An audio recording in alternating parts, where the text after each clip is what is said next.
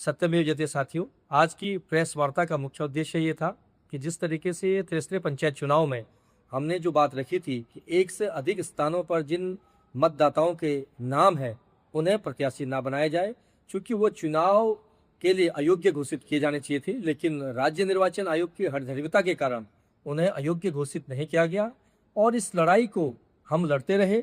बहुत सारे लोगों के मन में बहुत बड़ी शंकाएं थी कि क्या ये संभव हो पाएगा, क्या ये इन्हीं 5 वर्षों में संभव हो पाएगा। हमने तब भी ये कहा था कि माननीय न्यायालय के आदेश, माननीय सर्वोच्च न्यायालय के आदेश और उत्तराखंड पंचायती राज अधिनियम में जो वर्णित धाराएं हैं, हम उनको लेकर के माननीय न्यायालय के शरण में हैं और आज 2 महत्वपूर्ण और ऐतिहासिक निर्णय पर हम आपका ध्यान आकर्षित कर रहे हैं।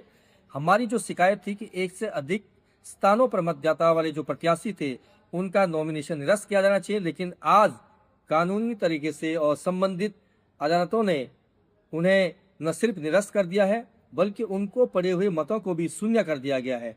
ये उत्तराखंड के लिए, पंचायती राज अधिनियम के लिए और पूरे देश में एक चुनाव सुधार के रूप में बहुत बड़ा फैसला ये आया है।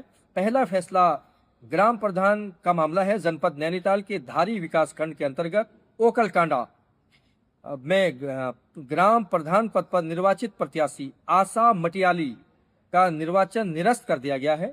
जांच में स्पष्ट पाया गया है कि उनका नाम 2 अलग अलग स्थानों वाली मतदाता सूची में नाम दर्ज है। एसडीएम धारी द्वारा जांच सही पाए जाने पर उन्हें न सिर्फ पद से हटा दिया गया है बल्कि दूसरे स्थान पर रहे प्रत्याशी को प्रधान प्रत्याशी घोषित कर दिया गया है। यह ऐतिहासिक फैसला है। दूसरा फैसला जिला पंचायत सदस्य का मामला है। जनपद चंपावत के शक्तिपुरा खंड निर्वाचन जिला पंचायत सदस्य हैं कृष्णानंद जोशी जी को भी निर्वाचन निरस्त कर दिया गया है। इस कार्रवाई को इस आधार पर हुई है कि उनका नाम एक से अधिक मतदाता सूची में था। इनको पड़े हुए कुल मतों को माननीय जिला जज ने शून्य घोषित कर दिया गया है। उत्तराखंड की जिला अदालतों में वर्तमान में सैकड़ों शिकायतें लंबित पड़ी हुई हैं। हाईकोर्ट के ऐतिहासिक निर्णय 11 जुलाई के फैसले के बाद ये साफ हो गया था कि अब ऐसे प्रत्याशी अधिक दिनों तक मैदान में नहीं रह पाएंगे और आज वही हुआ है। हमारी लड़ाई जारी रहेगी। लोकतंत्र की नींव पारदर्शिता और निष्पक्ष चुनाव पर टिकी हुई है।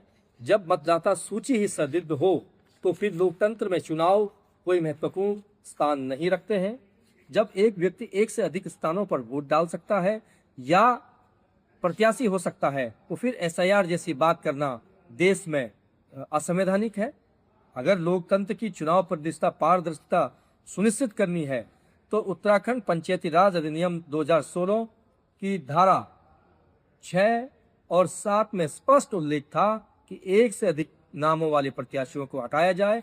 आज उसी कड़ी में इन्हें हटा दिया गया है और मैं प्रेस के माध्यम से तमाम उन प्रत्याशियों से अनुरोध करता हूं कि अब अपने जिलों में भी आप इस मामले में तेजी लाएं। अगर आपको किसी भी कानूनी सहायता के लिए मेरी आवश्यकता है तो मैं इस संबंधित जो दोनों आदेश में इन्हें अपने फेसबुक पेज पर पोस्ट कर रहा हूं।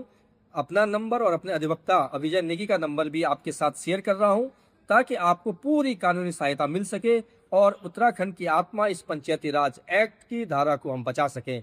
जय हिंद, जय भारत।